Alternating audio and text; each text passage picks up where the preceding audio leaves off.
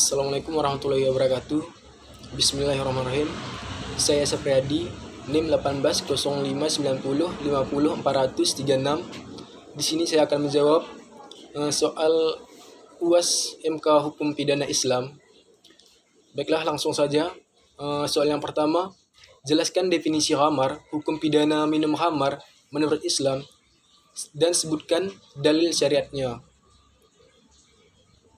Khamar berasal dari bahasa Arab, yaitu khamara yahmaru atau yahmiru, yang secara etimologi berarti tertutup, terhalang, tersembunyi.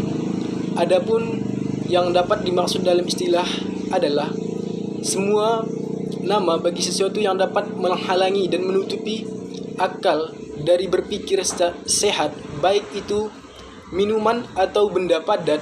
Setiap yang memabukkan adalah khamar, dan setiap khamar adalah haram. Seluruh ulama sepakat bahwa seorang muslim yang terbukti di pengadilan telah sengaja meminum khamar padahal dia masih mengaku muslim, sehat, sudah baligh, tidak dalam keadaan darurat, maka wajib dimajukan ke pengadilan untuk menutup, atau kalau terbukti wajib dijatuhi hukuman cambuk. Namun ketika menetapkan beberapa kali cambukan yang harus dilakukan, ada sedikit perbedaan di kalangan para ulama, yang dimana jumhur ulama menetapkan 80 kali, sedangkan As-Syafi'i menetapkan cukup 40 kali saja. Jumhur fuqaha menetapkan 80 kali cambuk. Sepakat peminum khamar yang memenuhi syarat untuk memilih, maka bentuk perwujudan adalah dicambuk sebanyak 80 kali. Pendapat mereka didasari pada perkataan Sayyidina Ali radhiyallahu anhu, yang artinya bila seseorang meminum khamar maka akan mabuk, bila mabuk akan meracau, bila meracau dia tidak ingat, dannya adalah 80 kali cambuk. Hadis riwayat Ad-Darqutni dan Malik. Dalam riwayat lain dijelaskan bahwa Ali radhiyallahu anhu pernah berkata, Rasulullah sallallahu alaihi wasallam mencambuk peminum khamar sebanyak 40 kali, Abu Bakar juga 40 kali, sedangkan Utsman 80 kali. Kesemuanya adalah sunnah, tapi yang ini 80 kali lebih disukai. Hadis riwayat Muslim. Sedangkan pendapat dari Imam As-Syafi'i 40 kali, bahwa hukuman cambuknya sebanyak 40 kali dan bukan 80 kali.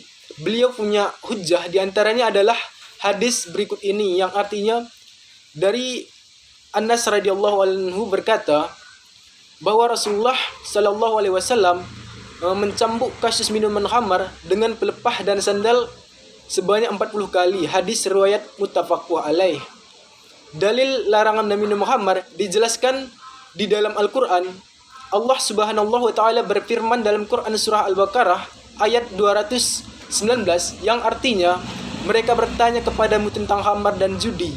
Katakanlah, pada keduanya terdapat dosa yang besar dan beberapa manfaat bagi mereka, tetapi keduanya lebih besar dari manfaat. Dan mereka bertanya kepadamu apa yang mereka nafkahkan. Katakanlah, yang lebih baik dari keperluan. Demikian Allah menerangkan ayat-ayatnya kepadamu supaya kamu berpikir. Di ayat lain, Allah Subhanahu wa taala berfirman dalam Quran surah Al-Maidah ayat 90, yang artinya, hai orang-orang beriman, sesungguhnya meminum khamar, berjudi, berkurban untuk berhala, mengundi nasib dengan anak panah adalah termasuk perbuatan syaitan, maka jauhilah perbuatan tersebut agar kamu mendapat keberuntungan. Soal yang kedua, jelaskan definisi maisir, hukum pidana perbuatan maisir menurut Islam, sebutkan dalilnya. Maisir adalah suatu bentuk permainan yang di dalamnya dipersyaratkan jika salah satu pemainnya menang, maka ia akan mengambil keuntungan dari pemain yang kalah, dan sebaliknya.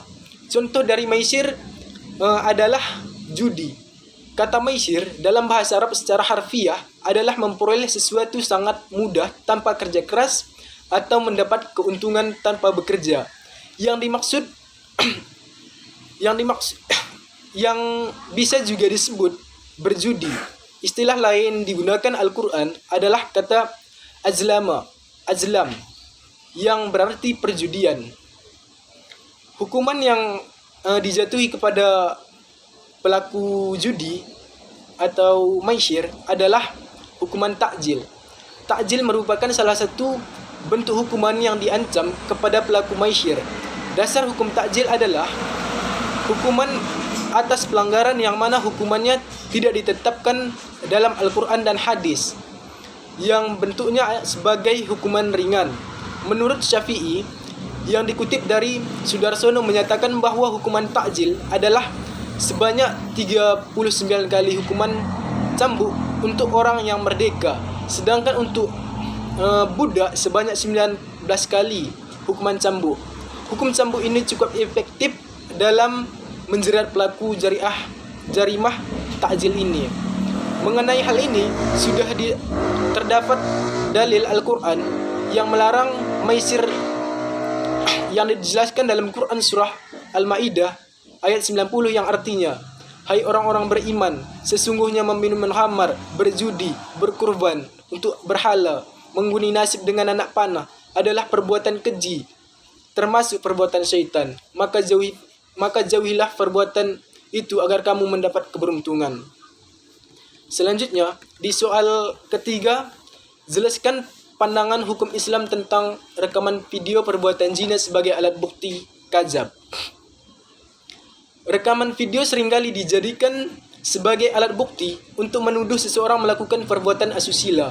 Seperti dalam kasus perzinahan, dengan mudah seseorang menuduh orang lain berbuat zina hanya dengan dasar tayangan video. Seperti yang terjadi belakangan ini, ada rekaman video perzinahan yang tersebar dari tangkapan kamera televisi secret tertutup atau CCTV. Ada juga warga yang secara langsung menyaksikan perbuatan zina kemudian memvideokan dan hingga viral di media sosial. Islam mengatur dengan sangat terperinci tentang saksi yang dari kasus perzinahan, mulai dari jumlah saksi, syarat-syarat yang harus terpenuhi dari saksi. Ini agar orang muslim tidak dengan mudah menuduh seseorang berbuat zina atau kadzab, sebab resiko yang ditanggung oleh menuduh berbuat zina bila tidak terbukti sangatlah besar. Para ulama berpendapat perzinahan haruslah dibuktikan oleh 4 orang saksi yang melihat secara langsung dalam waktu dan tempat yang bersamaan. Ini berdasarkan pada keterangan Quran surah An-Nisa ayat 15, juga surah An-Nur ayat 4 dan 13.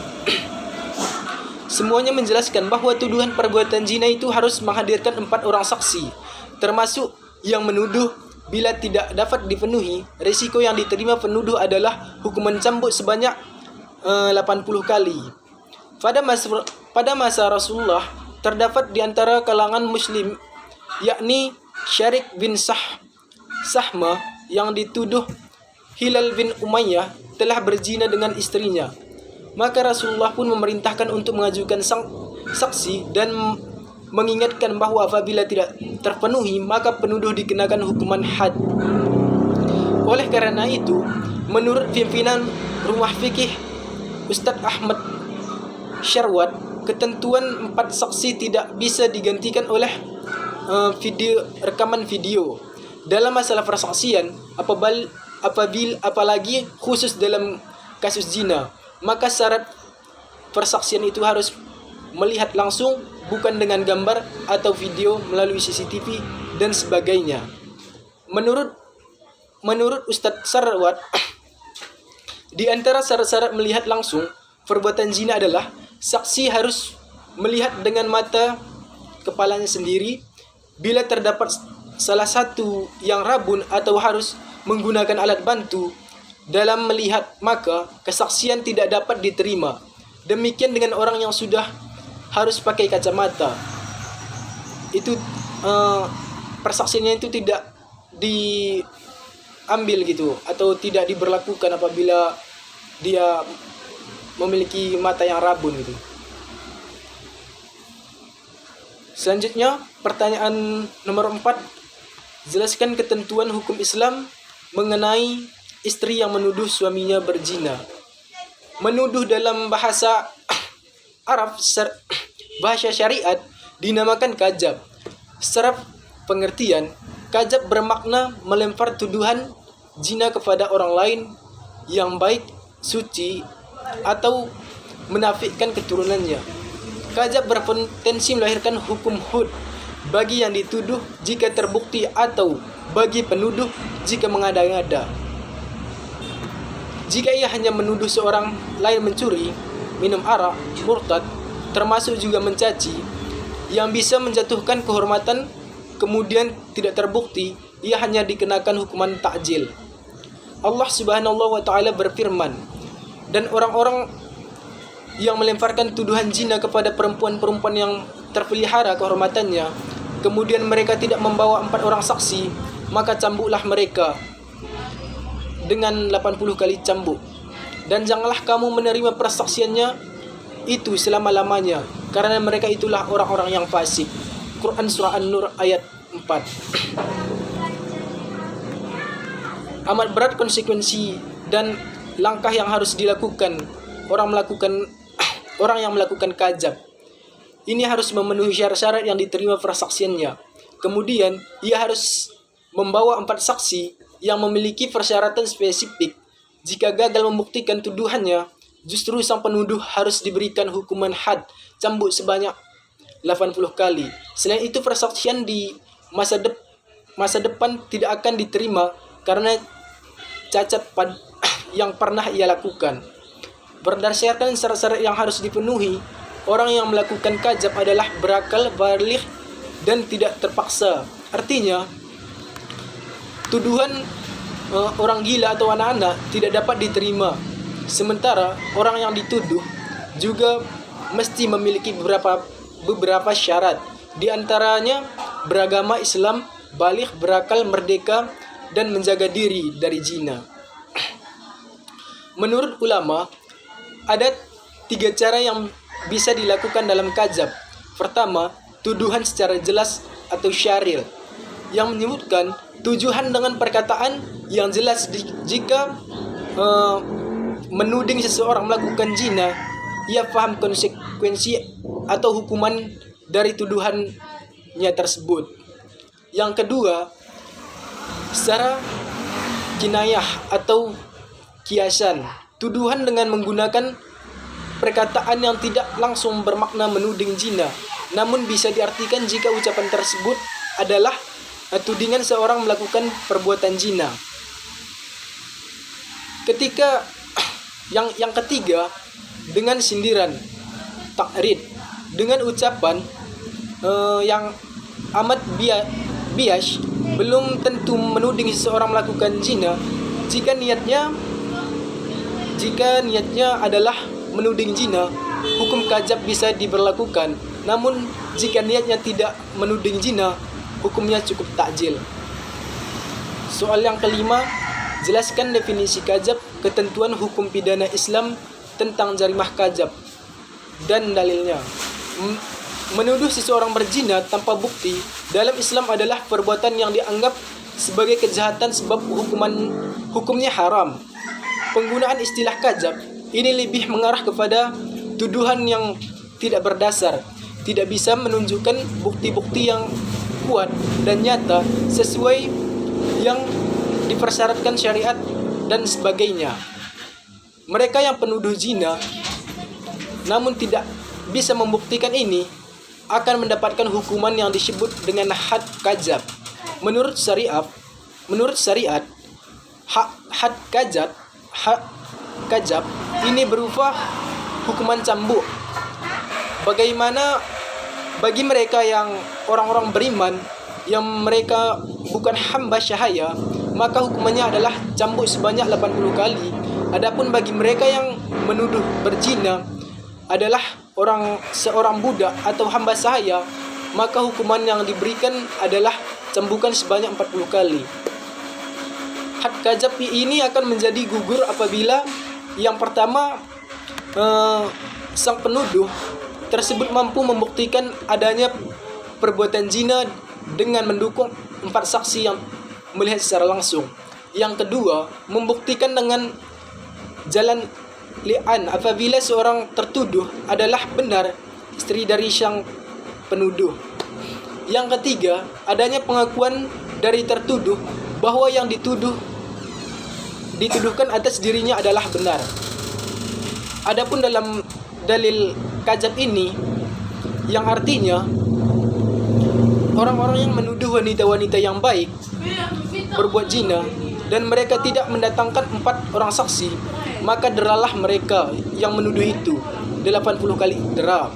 Dan janganlah kamu terima kesaksian mereka buat selama-lamanya, dan mereka itu adalah orang-orang yang fasik. Quran Surah An-Nur ayat 4. Sedangkan di soal nomor 6, jelaskan perkembangan kanun jinayah di Aceh pasca disahkan penerapan syariat Islam di Aceh sampai sekarang. Provinsi Aceh adalah salah satu daerah di Indonesia yang paling religius. Wilayah di ujung Sumatera ini merupakan satu-satunya bagian dari kepulauan yang menjatuhkan hukuman kepada penduduknya berdasarkan hukum Islam. Dalam sejarahnya, Aceh merupakan salah satu kesultanan Islam paling kuat di Asia Tenggara. Daerah ini telah lama menggunakan jenis hukum Islam informal yang dipadukan dengan hukum setempat atau yang dikenal dengan hukum adat. Undang-undang tersebut ditingkatkan ketika konflik separatis Aceh yang berakhir pada tahun 2015 secara bertahap.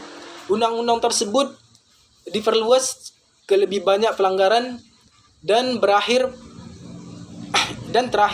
dilakukan pada tahun 2004.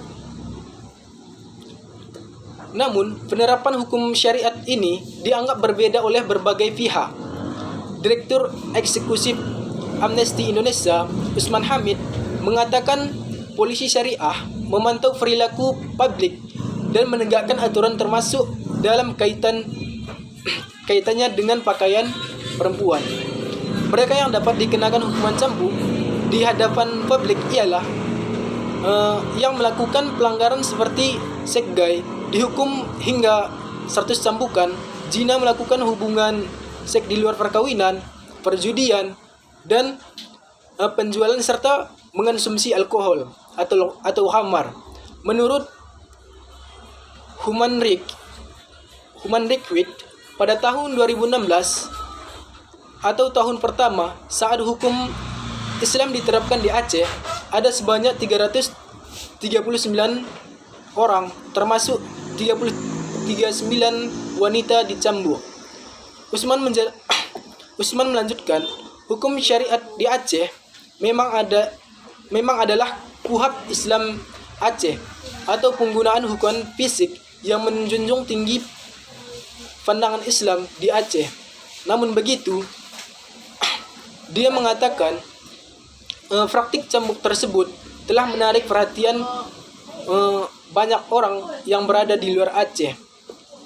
Dengan adanya hukuman tersebut, maka orang akan berpikir untuk melakukan pelanggaran-pelanggaran atau takjil yang sudah dilakukan oleh yang dihukum cambuk, maka mereka akan mempertimbangkan untuk melakukan hal tersebut.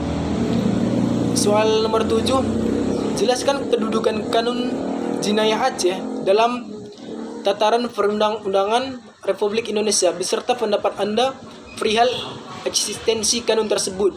Jika Anda optimis, kenapa? Jika Anda pesimis, kenapa?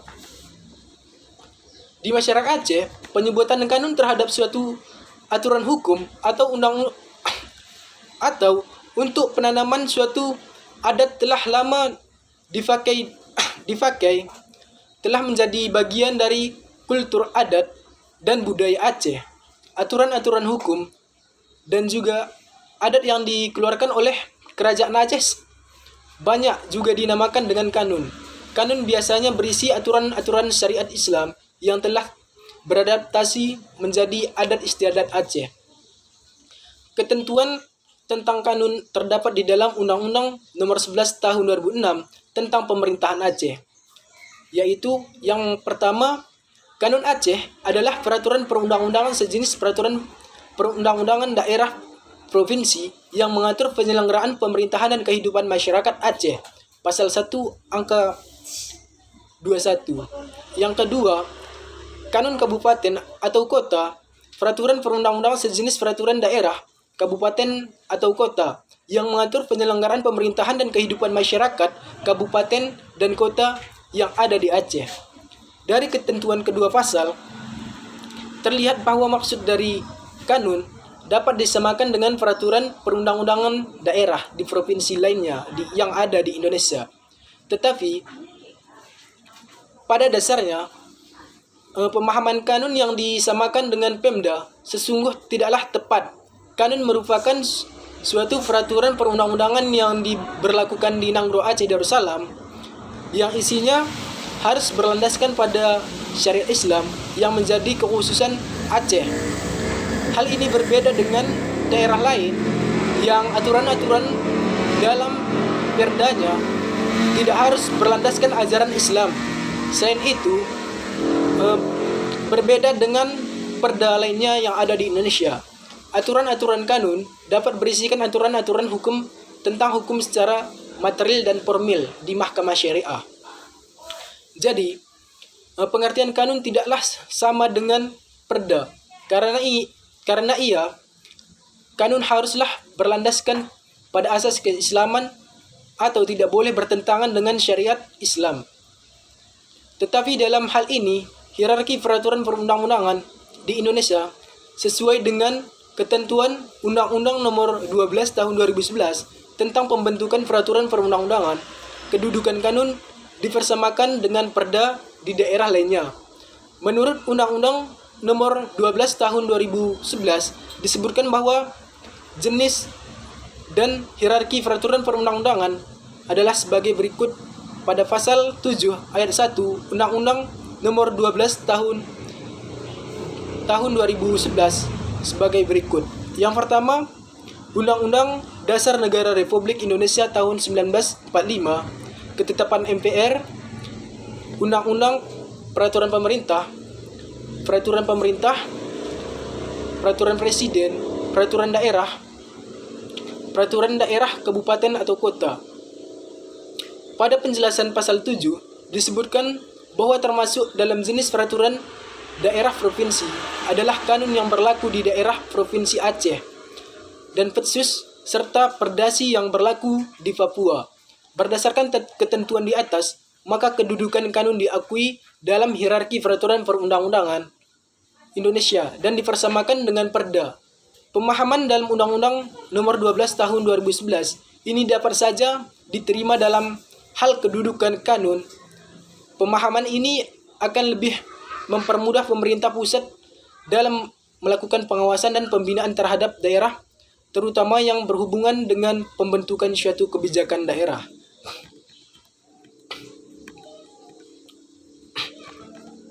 Hanya saja harus diperhatikan tentang kekhususan yang diberikan pemerintah pusat terhadap Aceh.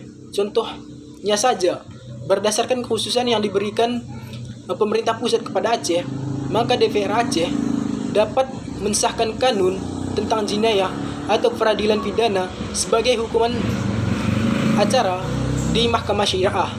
Hanya saja, memang produk dari kanun ini harus memenuhi syarat-syarat yang harus dipenuhi oleh pemerintah Aceh, seperti tidak boleh bertentangan dengan akidah, syariah, dan akhlak yang dalam penjabarannya meliputi yang pertama ibadah, yang kedua ahwal asyariyah atau hukum kekeluargaan, yang ketiga muamalah atau hukum perdata, yang keempat jinayah atau hukum pidana, yang kelima qada atau peradilan. Yang keenam, tarbiyah atau pendidikan. Yang ketujuh, dakwah. Yang kedelapan, syariah. Soal yang kedelapan, hukum cambuk tidak dikenal dalam KUHAP atau undang-undang lainnya, namun diterapkan di Aceh. Tidakkah hal tersebut bertentangan dengan undang-undang yang lebih tinggi? Jelaskan pendapat Anda. Menurut saya ini tidak bertentangan dengan KUHAP karena Provinsi Aceh merupakan salah satu provinsi di Indonesia yang satu-satunya provinsi di Indonesia yang menerapkan syariat Islam yang mengacu pada ketentuan hukum pidana Islam yang disebut juga hukum jinayah. Undang-undang yang mengatur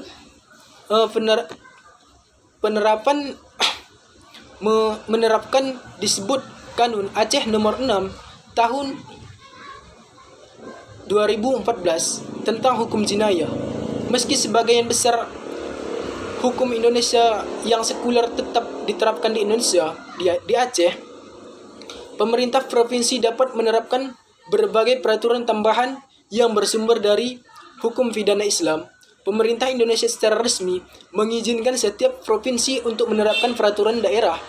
Tetapi Aceh mendapat otonomi khusus dengan tambahan izin untuk menerapkan hukuman yang berdasarkan syariat Islam sebagai hukum formil. Beberapa pelanggaran yang diatur menurut hukum pidana Islam meliputi produk, distribusi, dan konsumsi minuman beralkohol, perjudian, perzinahan, bermesraan di luar hubungan nikah, dan seks sesama jenis.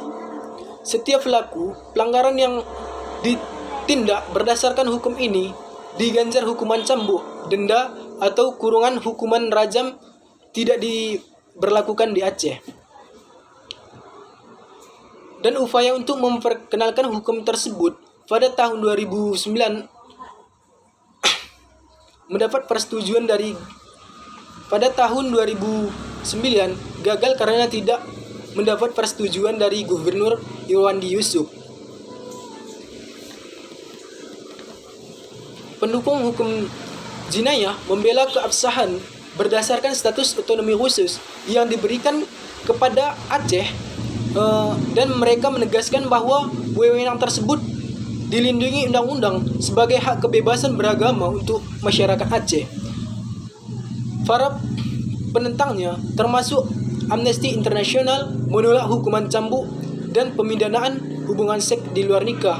Sementara pegiat-pegiat hak perempuan merasa bahwa hukuman ini tidak melindungi perempuan, khususnya korban pemerkosaan yang dianggap lebih berat beban dari pembuktiannya dibandingkan dengan tersangka yang bisa lepas dari tuduhan dengan 5 kali sumpah. Tapi tetap pada intinya kanun ini Aceh ini tidaklah bertentangan dengan undang-undang peraturan perundang-undangan yang ada di Indonesia. Soal yang ke-9, beberapa hukuman atas terpidana menurut hukum Islam disyariatkan untuk dipertontonkan kepada publik. Sebutkan hukuman apa yang dimaksud, masih patutkah hal tersebut diterapkan pada masa sekarang? Jelaskan. Berdasarkan beratnya ringan hukuman, hukum pidana Islam mengenal 3 macam golongan kesalahan. Yang pertama, tindak pidana hudud, yang sering diartikan sebagai hukuman atau ketetapan Allah Subhanahu wa taala. Orang yang melakukan tindak pidana ini akan dikenakan hukuman sesuai yang telah ditetapkan oleh Allah Subhanahu wa taala, tidak bisa ditambah atau dikurang.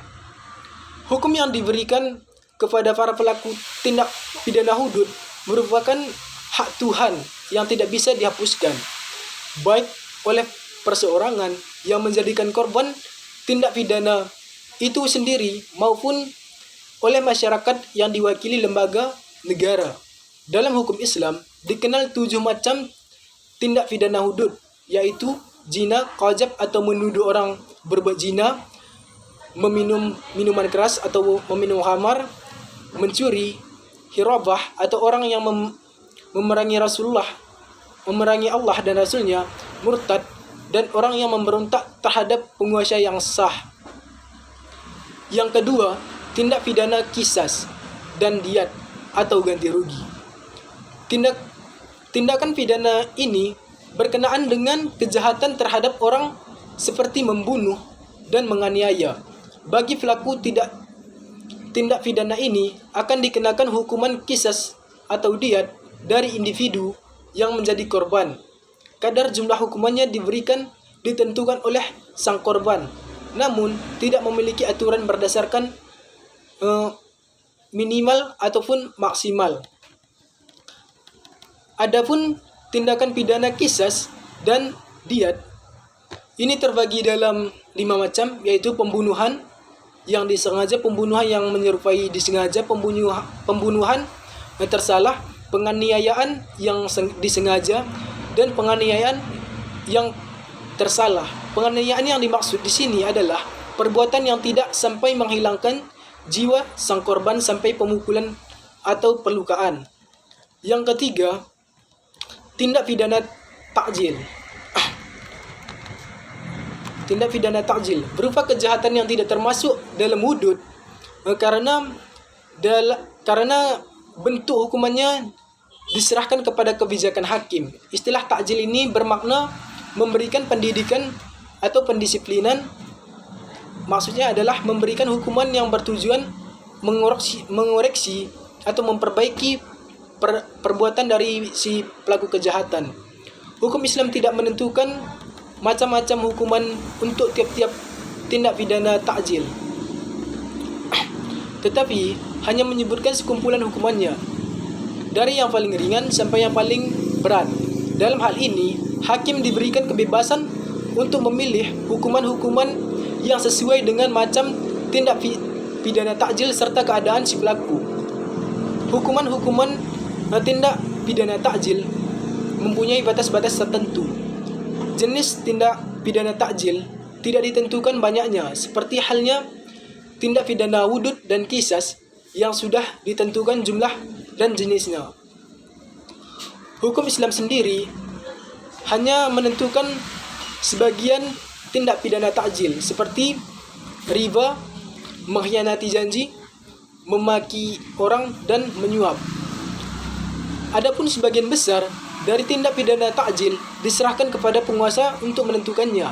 Meskipun demikian, hukum Islam tidak memberikan wewenang kepada penguasa untuk dapat menentukan tindak pidana dengan sekehendak hatinya atau sewenang-wenang, tetapi harus sesuai dengan kepentingan masyarakat dan tidak boleh berlawanan dengan ketentuan serta prinsip umum hukum Islam.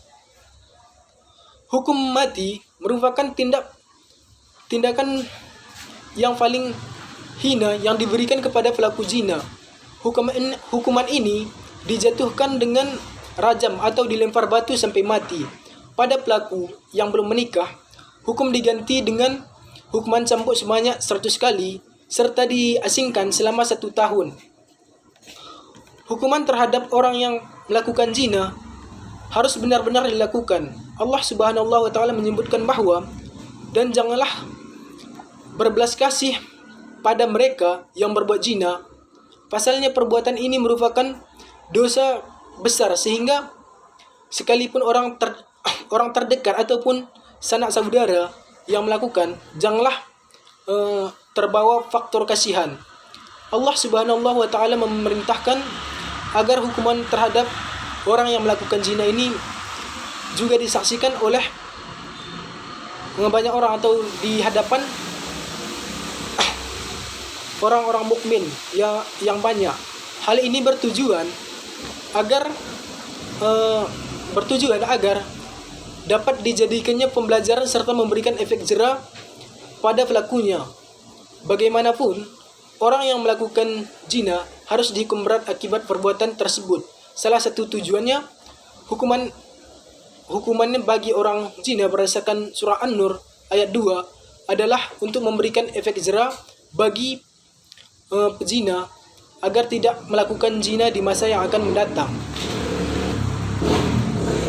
Allah berfirman dalam Quran surah An-Nur ayat 2, pezina perempuan dan pezina laki-laki, deralah mereka masing-masing dari keduanya 100 kali, dan janganlah merasa belas kasihan kepada keduanya, mencegah kamu untuk menjalankan agama atau hukuman Allah. Jika kamu beriman kepada Allah dan hari kemudian, dan hendaklah pelaksanaan hukuman mereka disaksikan oleh sebagian orang-orang yang beriman. Quran Surah An-Nur ayat 2. Hukuman ini masih signifikan menurut saya, karena dengan adanya hukuman yang dilaksanakan sudah cukup efektif menurut saya, karena dengan adanya hukuman yang dilaksanakan di depan umum tersebut dapat menyadarkan masyarakat dan dapat meminimalisir terjadinya kejahatan tersebut, kejahatan yang sama.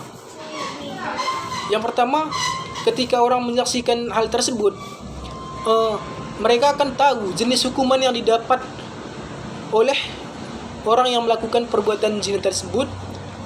Yang kedua, pezina laki-laki atau pezina perempuan akan dihukum 100 kali cambuk, sehingga pembuat zina tersebut menjadi jera dan tidak mengulangi perbuatan tersebut.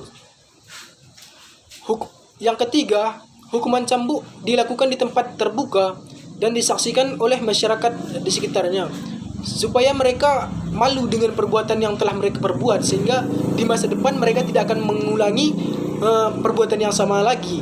Yang keempat, tujuan masyarakat melihat hukuman bagi pezina ini adalah sebagai bahan introspeksi diri dan sebagai bahan renungan agar masyarakat tidak melakukan perbuatan zina. Soalan ke-10, jelaskan definisi qisas. Bagaimana pandangan para ahli hukum Islam tentang meracuni hingga mati terpidana pembunuhan sengaja, sebagaimana ia telah meracuni korban kejahatannya. Qisas adalah istilah dalam hukum Islam yang berarti pembalasan, memberi hukuman yang setimpal, mirip dengan pepatah utang nyawa dibayar dengan nyawa. Dalam kasus pembunuhan, hukum qisas memberikan hak kepada keluarga korban untuk meminta hukuman mati kepada pembunuh. Sedangkan dalam istilah hukum Islam, berarti pelaku kejahatan dibalas seperti perbuatannya. Apabila membunuh, maka dibalas dengan membunuh. Dan bila memotong anggota tubuh, maka dipotong juga anggota tubuhnya. Dari definisi tersebut, dapat diambil intisari bahwa pembunuhan adalah perbuatan seseorang terhadap orang lain yang mengakibatkan hilangnya nyawa, baik dilakukan dengan sengaja maupun tidak sengaja. Apabila dilihat dari segi hukumnya, pembunuhan dalam Islam ada dua bentuk, yaitu pembunuhan yang diharamkan seperti membunuh orang lain dengan sengaja tanpa sebab, dan pembunuhan yang dibolehkan seperti membunuh orang murtad jika ia tidak mau bertobat, membunuh musuh dalam peperangan. Dasar hukum. Dasar keharaman membunuh, banyak sekali ayat-ayat Al-Quran dan Sunnah Rasulullah SAW yang menyatakan keharaman membunuh tanpa sebab yang dihalalkan syara. Di antara ayat-ayat tersebut adalah yang artinya, dan janganlah kamu membunuh jiwa-jiwa yang diharamkan Allah membunuhnya, melainkan dengan suatu alasan yang benar. Dan barang siapa dibunuh secara zalim, maka sesungguhnya kami telah memberikan kekuasaan kepada ahli warisnya. Tetapi janganlah ahli warisnya itu melampaui batas dalam membunuh. Sesungguhnya ia adalah orang-orang yang mendapat pertolongan. Quran Surah Al-Isra ayat 33. Soal yang ke-11, jelaskan definisi amar ma'ruf nahi mungkar beserta urgensi dan efektivitas dalam meminimalisir perbuatan pidana dalam masyarakat. Amar ma'ruf nahi dan nahi mungkar yaitu sebuah kalimat yang bermaksud untuk mengajak melakukan hal baik dan menjauhi perbuatan yang buruk. Amar ma'ruf nahi mungkar dalam istilah fikih disebut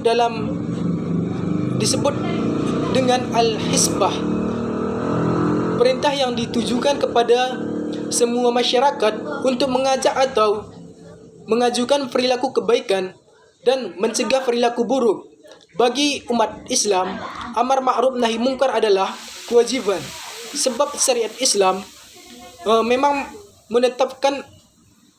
menempatkannya pada hukum dengan level wajib, dan Islam pun dari kita yang meninggalkannya, maka kita akan berdosa dan mendapat hukuman berupa siksa yang sangat pedih dan menyakitkan. Sebagaimana dijelaskan dalam sebuah hadis yang artinya sebagai berikut: hendaklah kamu beramal ma'ruf, menyuruh kebaikan, dan menahi mungkar, melarang berbuat jahat. Kalau tidak, maka Allah akan menguasakan atasmu orang-orang yang paling jahat di antara kamu. Kemudian orang-orang yang baik di antara kamu berdoa dan tidak dikabulkan doanya mereka. Hadis riwayat Abu Jar. Selain itu, amar ma'ruf nahi mungkar merupakan prinsip dasar agama Islam yang harus dilakukan oleh setiap muslim. Hal tersebut sesuai dengan firman Allah Subhanahu wa taala di dalam Al-Qur'an yang artinya, dan hendaklah di antara kamu segolongan umat yang menyuruh kepada kebajikan, menyuruh kepada yang ma'ruf dan mencegah dari yang mungkar. Merekalah orang-orang yang beruntung. Quran surah Ali Imran ayat 104. Perintah amar ma'ruf nahi mungkar juga banyak dijelaskan dalam hadis-hadis lainnya. Salah satunya adalah hadis dari Abi Sa'id Al-Khudri yang artinya, barang siapa melihat kemungkaran, maka ubahlah dengan tangannya, dan jika tidak mampu, maka ubahlah dengan lisannya. Jika tidak mampu, maka tolaklah dengan hatinya, dan hal tersebut adalah selemah-lemahnya dari iman. Hadis riwayat Muslim. Soal yang ke-12, jelaskan syarat-syarat implementasi amar ma'ruf nahi mungkar. Dalam kaidah syariat, menegakkan amar ma'ruf nahi mungkar adalah fardu kifayah. Amar ma'ruf nahi mungkar merupakan perintah menegakkan kebenaran dan melarang kemungkaran atau kejahatan. Amar ma'ruf nahi mungkar tidak boleh dilakukan kecuali seseorang telah memahami betul hakikat dan syarat-syaratnya. Setidaknya ada 5 syarat yang harus dipenuhi sebelum menegakkan perintah Al-Quran tersebut. Dalam kitab Tanbihul Ghafilin, ulama fikih dan ilmu tafsir, Imam Abu Lais berkata, seorang yang akan menjalankan amar ma'ruf dan nahi mungkar harus memenuhi 5 syarat sebagai berikut. Yang pertama, berilmu, sebab orang yang bodoh tidak mengerti hakikat ma'ruf dan mungkar. Yang kedua, ikhlas karena Allah Ta'ala dan niat untuk menegakkan agama Allah. Yang ketiga, kasih sayang kepada yang dinasihati dengan lunak dan ramah tamah, tidak menggunakan kata-kata kekerasan, sebab Allah telah berpesan kepada Nabi Musa dan Nabi Harun supaya berlaku lemah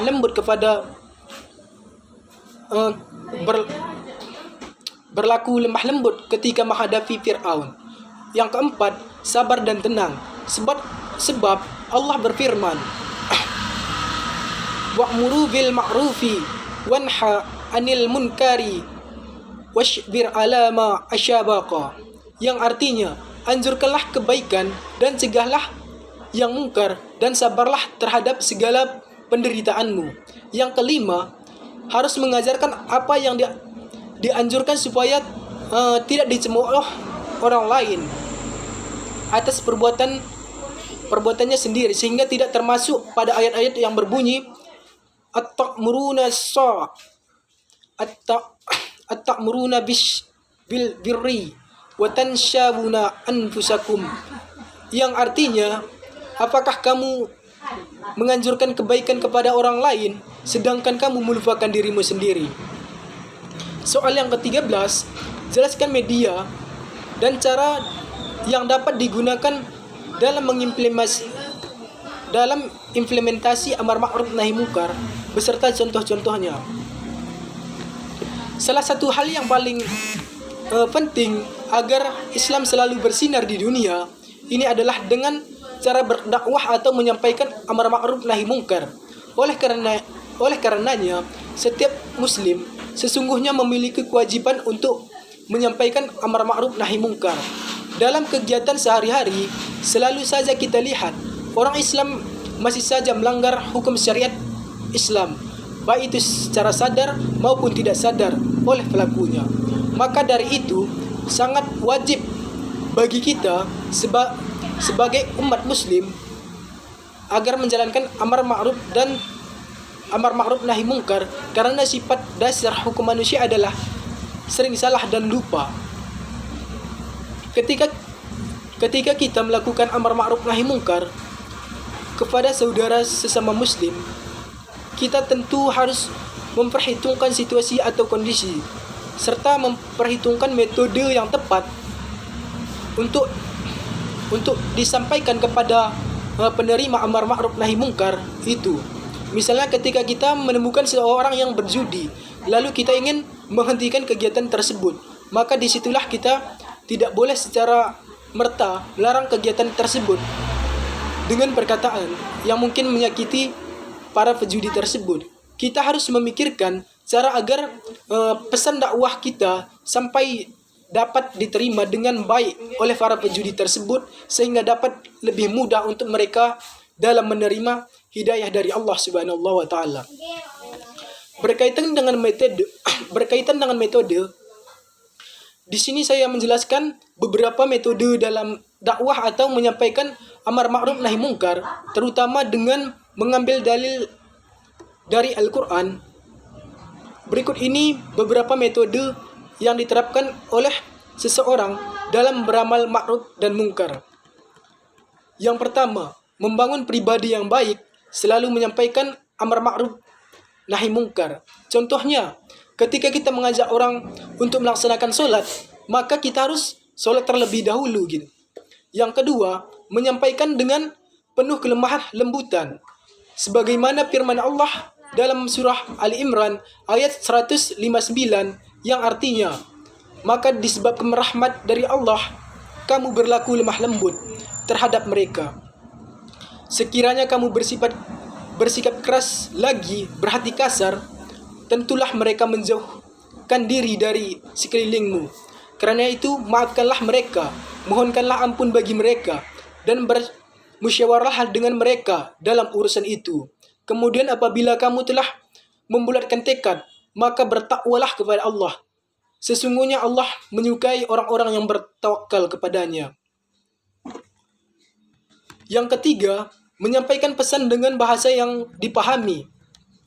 Poin yang ketiga ini menjelaskan bahwa betapa pentingnya nilai sebuah bahasa, karena bahasa dapat memberikan efek baik atau buruknya kepada maksud, contoh kepada manusia atau makhluk. Contohnya, seorang yang sudah kuliah tidak bisa menyampaikan ajaran Islam dengan menggunakan perkataan yang sehari-hari disamai kepada teman-teman kuliahnya. Namun, dia harus menggunakan bahasa anak-anak agar dapat mencerna perkataan mereka dengan mudah. Yang keempat, dengan hikmah, nasihat baik, dan berbantahan dengan cara yang baik.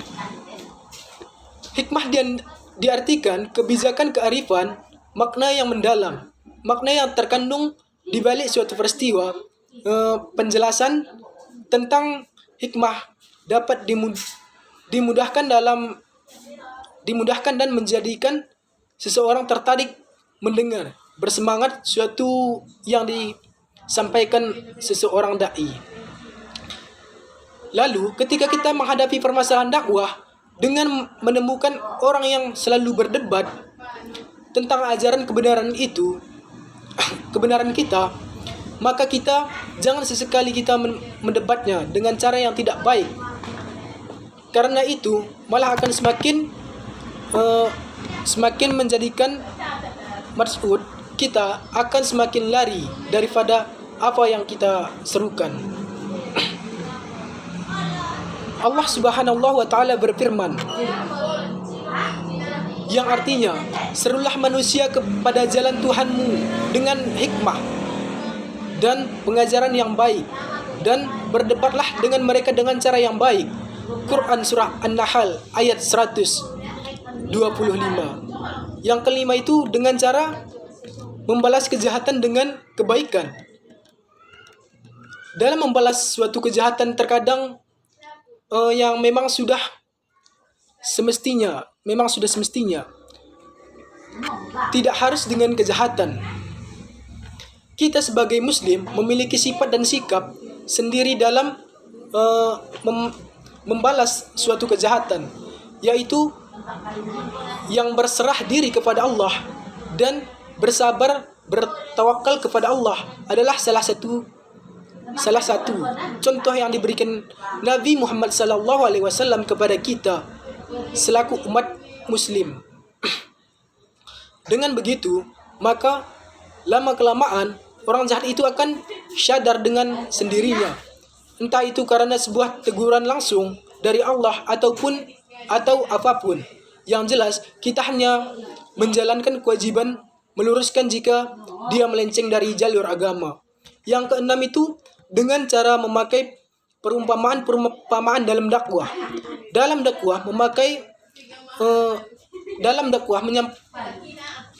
berdakwah menyampaikan amar ma'ruf nahi mungkar, kita perlu memberikan iming-iming kenikmatan yang hakiki yang telah Allah sebutkan dalam Al-Quran, seperti diantaranya pahala yang tak terhingga akan didapat bagi orang yang bersabar. Allah Subhanahu wa Ta'ala berfirman yang artinya, dan sesungguhnya kami telah buatkan dalam Al-Quran ini segala perumpamaan bagi manusia agar mereka mendapat pelajaran. Quran surah Az-Zumar ayat 27. Dalam ayat lain, Allah memberikan contoh sebagaimana menjelaskan suatu perumpamaan dalam surah Al-Baqarah ayat 261, yang artinya perumpamaan seorang menginfakkan hartanya di jalan Allah seperti sebutir biji yang menumbuhkan 7 tangkai. Pada setiap tangkai ada 100 biji. Allah melipat gandakan bagi siapa yang dia kehendaki, dan Allah maha luas, maha mengetahui. Quran surah Al-Baqarah ayat 261. Cara yang ketujuh, mempermudah dan jangan mempersulit. Artinya, awali dakwah kita dari hal-hal yang mudah dan menyenangkan. Kayak dalam hukum fikih, seperti yang ada di hukum fikih, ada ruqsyah, ada ajimah. Ajimahnya salat wajib sehari selama 5 waktu. Jika musyaffir, ruqsyahnya menjadi 3 waktu dengan menjamak salatnya. Zuhur dijamak dengan asar, maghrib dengan isya, subuh 1 waktu. Ajimahnya salat wajib berdiri. Namun jika sakit boleh sambil duduk, tidak sanggup duduk boleh berbaring. Ajimahnya salat wajib berwudu. Jika dalam keadaan sakit atau musyaffir, rukhsahnya boleh bertayamum dengan debu ataupun partikel debu yang menempel di salah satu tempat yang diyakini suci tidak bernajis. Allah Subhanahu wa Ta'ala berfirman yang artinya Allah tidak membebani seseorang melainkan sesuai dengan kesanggupannya. Ia mendapat pahala dari kebijakan yang diusahakan dan ia mendapat siksa dari kejahatan yang dikerjakannya. Soal yang ke-14, jelaskan perbedaan antara hudud, qisas dan ta'jil. Yang pertama, jarimah hudud. Jarimah hudud adalah suatu jarimah yang berbentuk telah ditentukan syarak sehingga terbatas jumlahnya. Selain ditentukan bentuknya, jumlahnya juga ditentukan hukuman secara jelas, baik melalui Al-Quran maupun As-Sunnah. Lebih dari itu, jarimah ini termasuk dalam jarimah yang menjadi hak Tuhan. Jarimah-jarimah yang menjadi hak Tuhan pada prinsipnya adalah jarimah yang menyangkut masyarakat banyak, yaitu untuk memelihara kepentingan ketenteraman dan keamanan masyarakat. Oleh kerana itu, hak Tuhan identik dengan hak jamaah atau hak masyarakat. Maka pada jarimah ini tidak dikenal pemaafan atas perbuatan jarimah ini, baik oleh perseorangan yang menjadi korban jarimah musnah alaih maupun negara. Hukum jarimah ini sangat jelas diperuntukkan bagi setiap jarimah, karena hanya ada satu macam hukuman. Setiap jarimah tidak dapat dipilih hukuman bagi jarimah ini, dan tentu saja tidak mempunyai batas tertinggi maupun terendahnya seperti layaknya hukuman yang lainnya. Dalam pelaksanaan hukuman terdapat pelaku yang telah nyata-nyata berbuat jarimah yang masuk ke dalam kelompok hudud. Tentu dengan segala macam pembuktian, hakim tinggal melaksanakan apa yang telah ditentukan syara. Jadi fungsi hakim terbatas pada penjatuhan hukuman yang telah ditentukan, tidak beristihad dalam memilih hukuman. Karena beratnya sanksi yang akan diterima si terhukum kalau dia memang bersalah melakukan jarimah ini, maka penetapan asas legalitas bagi pelaku jarimah ini harus ekstra hati-hati, ketat dalam penerapan, serta tidak ada keraguan sedikit pun bagi hakim dalam penerapannya. Mengapa harus demikian? Karena sanksi jarimah hudud yang menyangkut hilangnya nyawa atau hilangnya anggota badan si pelaku jarimah. Dengan demikian, kesalahan vonis, kesalahan dalam menentukan jarimah ini akan menimbulkan dampak yang buruk. Para ulama membuat kaidah dalam menghadapi kasus-kasus yang termasuk ke dalam hudud, yaitu yang artinya kesalahan dalam memaafkan bagi seorang imam lebih baik daripada kesalahan dalam menjatuhkan sanksi. Oleh karena itu, kalau terjadi keraguan, ketidakyakinan, kekurangan bukti, dan sebagainya, hindarilah penjatuhan hudud tersebut, seperti disebutkan kaidah tersebut. Seperti disebutkan kaidah berikut, yang artinya hindarilah hukuman had atau hudud karena ada keraguan atau subhad. Adapun jarimah ini yang termasuk dalam kelompok hudud, menurut para ulama ada 7 macam jarimah, yaitu perzinaan, qadzaf atau menuduh orang berzina, asyib atau meminum minuman keras atau khamar, syarikah atau pencurian, hirabah atau pembegalan, al-baghyu atau pemberontakan, dan riddah atau keluar dari agama Islam. Yang kedua, jarimah qisas atau diyat. Seperti halnya jarimah hudud, jarimah qisas, diyat pun telah ditentukan jenisnya maupun besar hukumannya. Jadi, jarimah ini pun terbatas jumlahnya dan hukumannya pun tidak mengenal batas tinggi maupun terendah, karena hukuman untuk jarimah ini hanya satu untuk setiap jarimahnya. Satu-satunya perbedaan jarimah qisas dengan jarimah qisas atau diyat dengan jarimah hudud adalah jarimah qisas atau diyat menjadi hak perseorangan atau hak adami yang membuka kesempatan untuk memaafkan bagi si pelaku jarimah oleh orang yang menjadi korban, wali atau ahli warisnya. Jadi dalam kasus jumlah qisas diyat ini, korban atau ahli waris dapat memaafkan perbuatan si pembuat jarimah, meniadakan qisas dan menggantinya dengan diyat atau meniadakan diyat sama sekali. Yang ketiga itu jarimah ta'jil. Ta'jil menurut arti kata adalah ta'dib, artinya memberi pengajaran. Dalam fikih jinayah, ta'jil merupakan suatu bentuk jarimah yang bentuk atau macam jarimah serta hukuman sanksi jarimah ini ditentukan penguasa.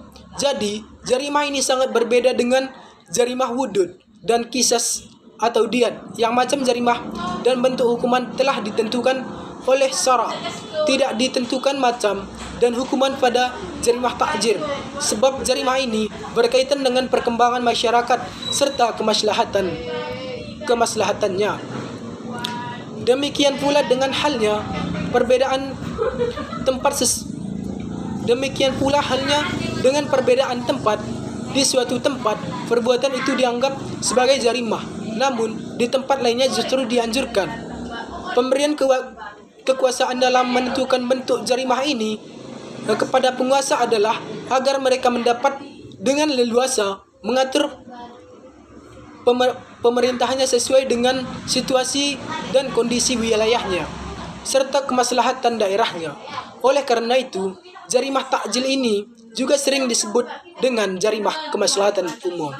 Mengenai hukuman sanksi, syarak harus menyebutkan bentuk-bentuk hukuman dan yang seberat-beratnya sampai dengan seringan-ringannya, tanpa keharusan hukuman tentu untuk jarimah tertentu pula, seperti pada jarimah hudud dan qisas atau dian.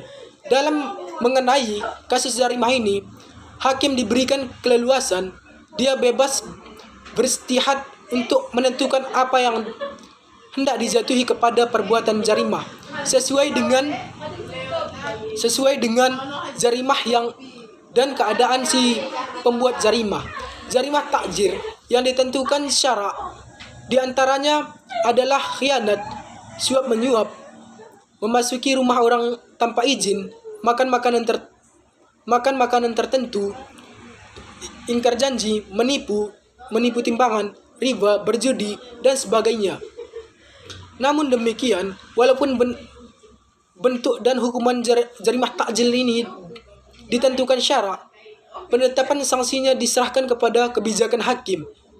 Dia dapat memilih rangkaian hukuman dari yang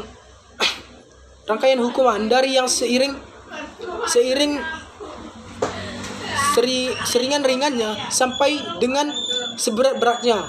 Hal ini karena pada dasarnya jarimah ini adalah hak penguasa.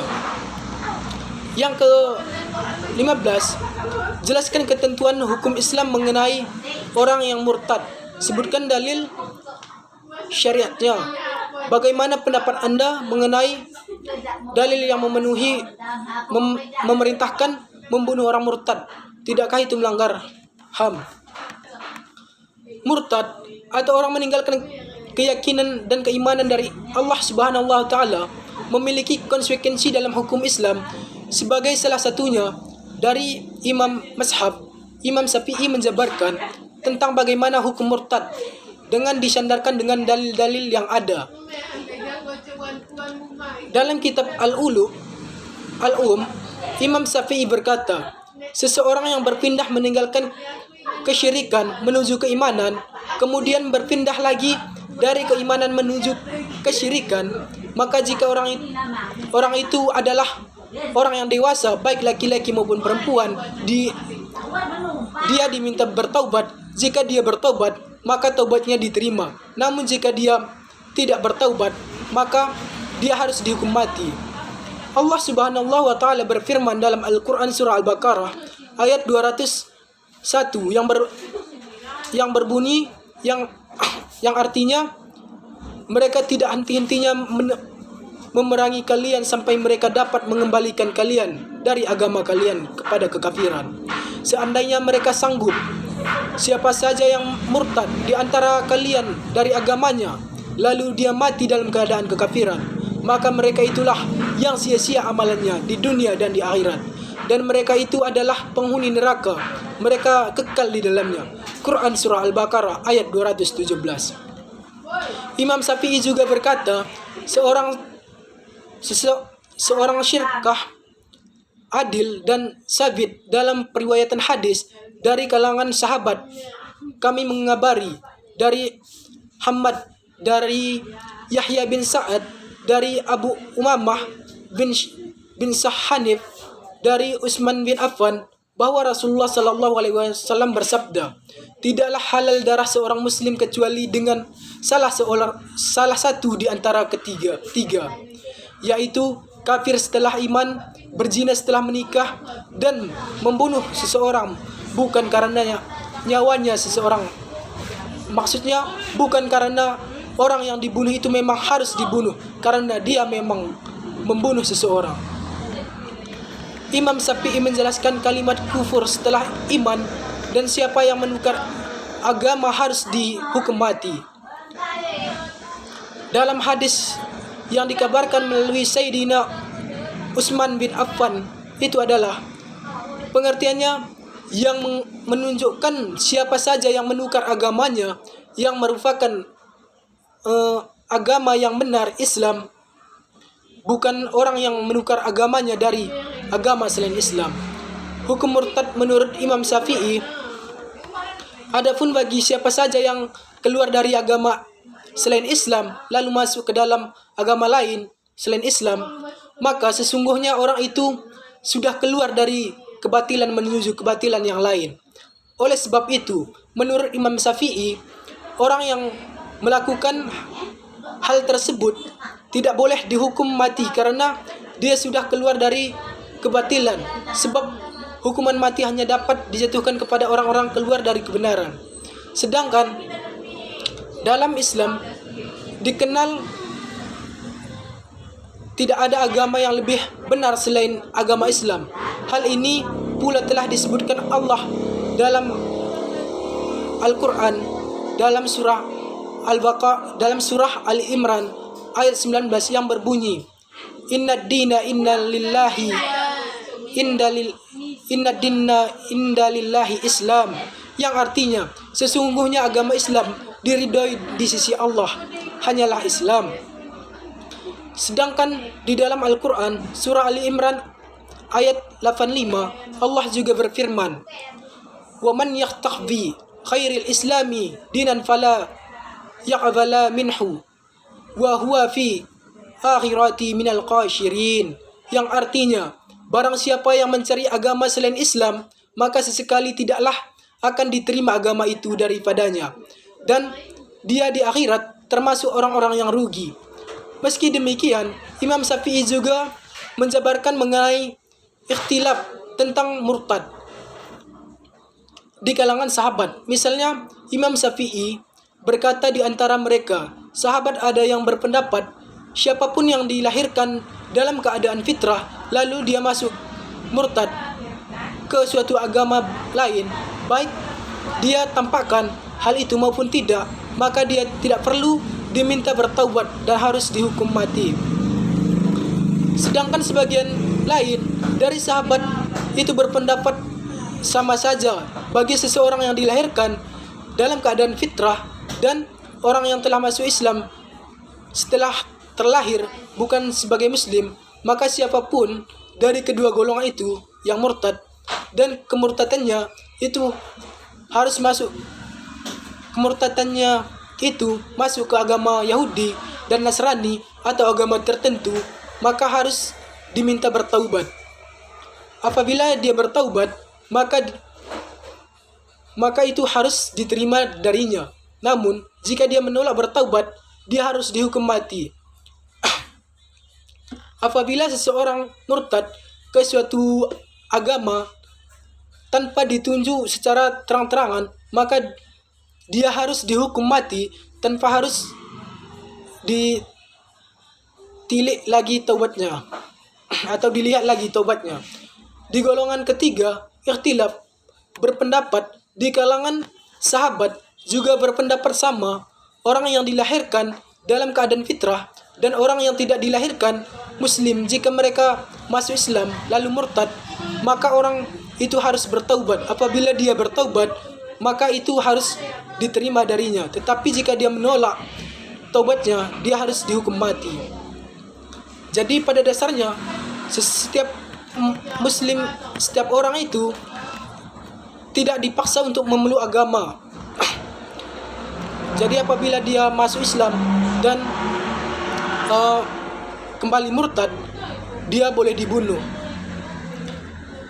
Jelaskan definisi zina, ketentuan hukum Islam mengenai perbuatan zina. Sebutkan dalil syariat.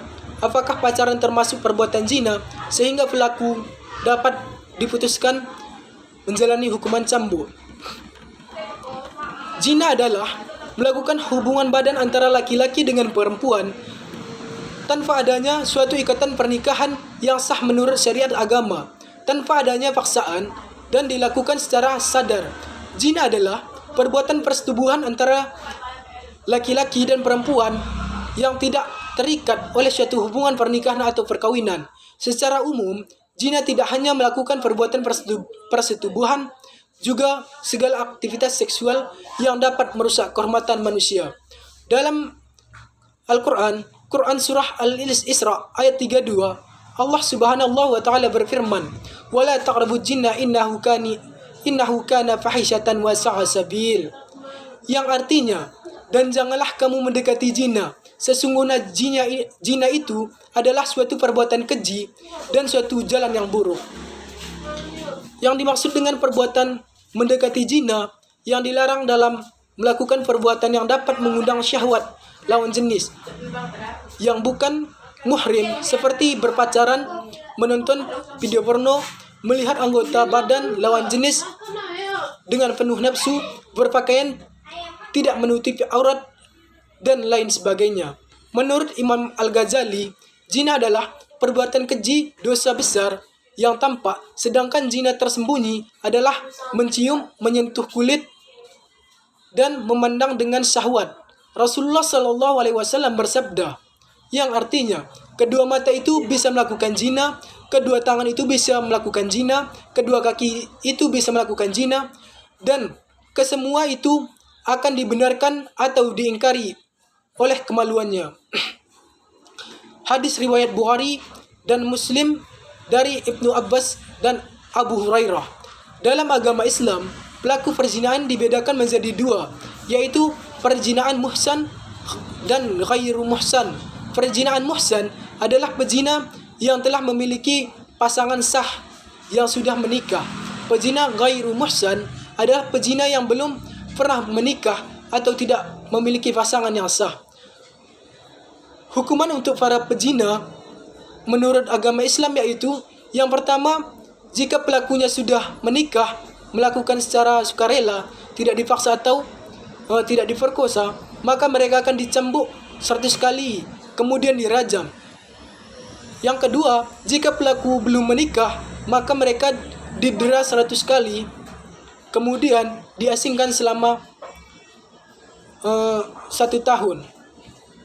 Nah, mengenai apakah pacaran termasuk perbuatan zina, kalau menurut saya sendiri, ya, perbuatan tersebut adalah masuk ke dalam perbuatan zina. Seperti yang kita ketahui tadi, bahwa Rasulullah pernah bersabda, kedua mata itu bisa melakukan zina, kedua tangan itu bisa melakukan zina, kedua kaki itu bisa melakukan zina, dan kesemuanya itu akan dibenarkan atau diingkari oleh kemaluannya. Dari hal tersebut, saya berpendapat pacaran adalah perbuatan zina. Apakah itu bisa dihukum? Menurut saya bisa-bisa saja, asalkan pemerintah ada mengeluarkan kebijakan, peraturan perundang-undangan atau kanun Aceh yang baru untuk menghukum orang yang melakukan pacaran tersebut. Mungkin hanya sekian jawaban dari saya. Saya akhiri. Assalamualaikum warahmatullahi wabarakatuh.